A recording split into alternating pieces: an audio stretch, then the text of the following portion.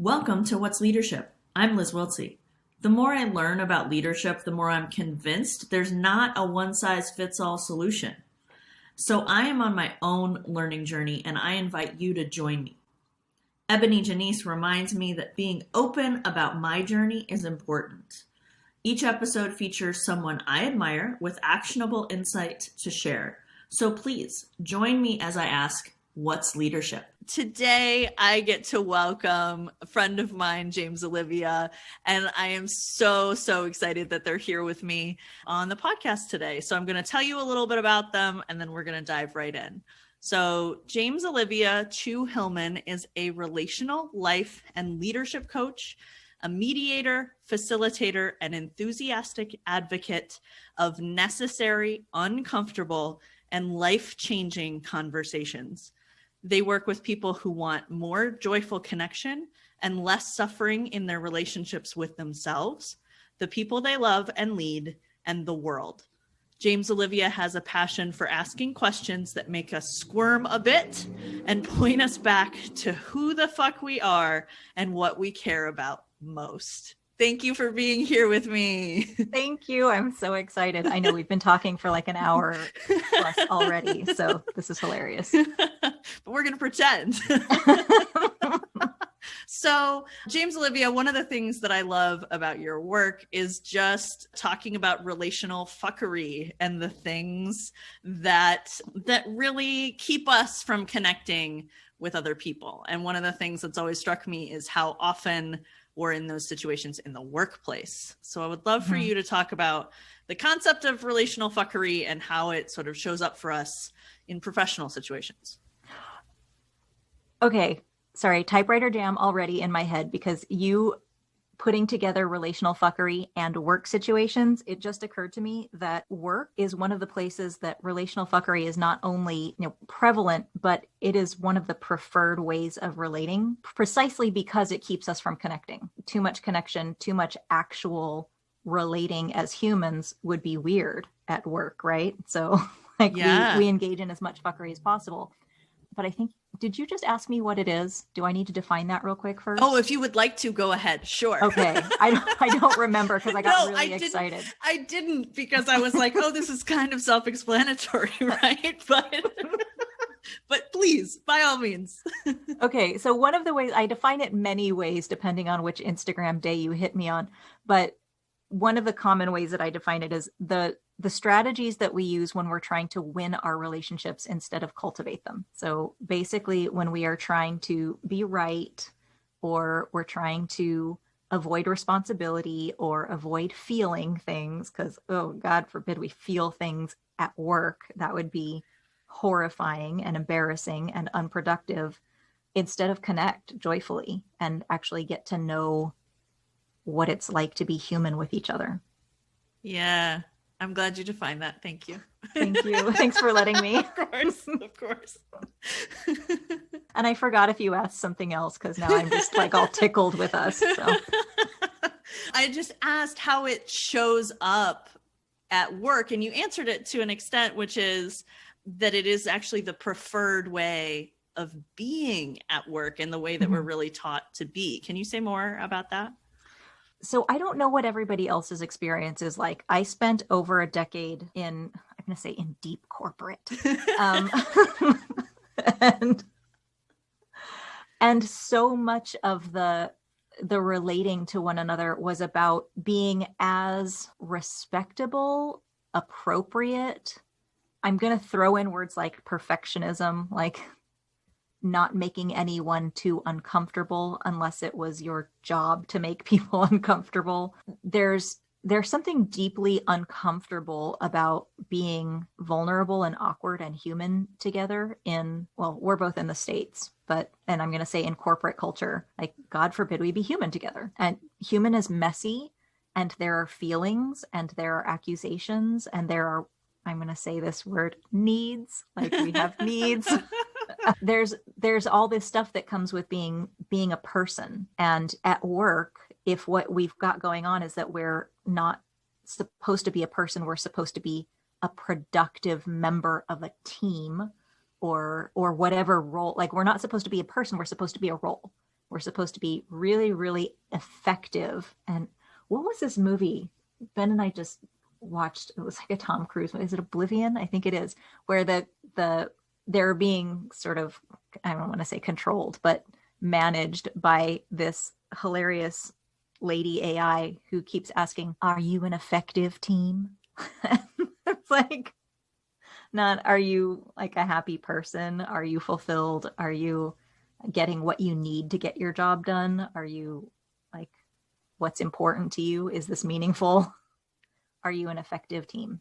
Yeah. And so being effective, being productive, being a bunch of things that, capitalism and patriarchy and white supremacy and like all these systems want us to be, so that they go smoothly and none of this is interrupted, so that the status quo can stay the status quo. And what we can do instead of get messy is just keep growing bigger. It's an affront to capitalism to throw a wrench in it with emotions and needs and desires. Yeah.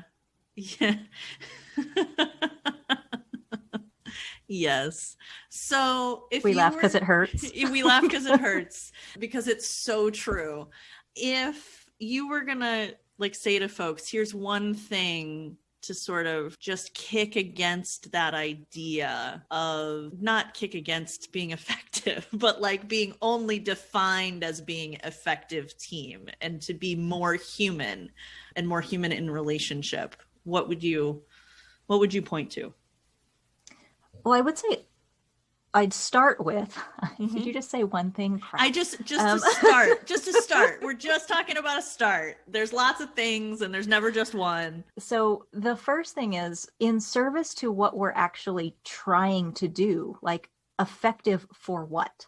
Effective to what end? In service to what? When we ask people to show up as full, magnificent human beings in service to that greater what, when we care about it, we are more effective as full people than we are as cogs in a wheel. When we can bring our passion and our creativity and our desire for connection and like all of these chemical needs that we have, like for dopamine and serotonin and oxytocin and all these, like all the good drugs that we get from connection, actually drive our productivity and our effectiveness way more than disconnection could ever. Yeah.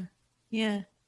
And I tend to think about how I work really hard not to be talking about like, how do we make ourselves more productive? How do we do what have you?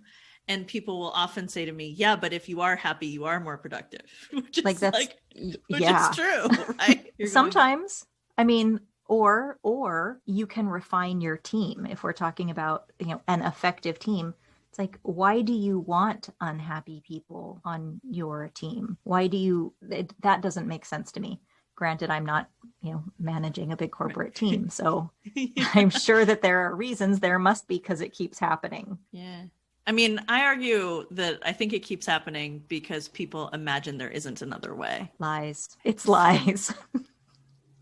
There are so many other ways. They're not all good ways, but some of them are. But a lot of them are better. Whether they're good on the scale of whatever, they're better. So the other question I like to ask is, what are you grappling with? I grapple with a lot of things. One of the things that I'm grappling with is, I talk a lot about right relationship, not just relational fuckery, but because there's more than just not doing the relational fuckery. There's also okay, well, what do we do instead? And what does right relationship mean? And a lot of my grappling with right relationship is, I spend a lot of time thinking about my relationships with myself and my work and other people, the closest people to me and people with whom I work and the people in the world and what I want to see happen in the world. And then there are other relationships that tend to fall by the wayside for me that I don't give as much attention to, like my relationship with my meat suit, my body, like my relationship with the actual earth, like the soil and the things that grow from it. It's a lot of what I grapple with is, I think, my relationship with the physical world, like in my body and my body's relationship with the other physical objects and bodies around it. So somebody recently called me a right relationship expert, and I was like, oh God, we're all going to be disappointed. Because because I grapple a lot with right relationship all the time. Well, and I would say you're a right relationship striver. I like that. You know what I mean? Like you've done a lot of that work and but from this space of saying, how do we do this? How do we get messy? And how do we keep being messy and in right relationship and repair and what have you? So yeah, the word I'm going to say right now is striver, but that's so much better than what I was like, spelunker. Are you going to say spelunker?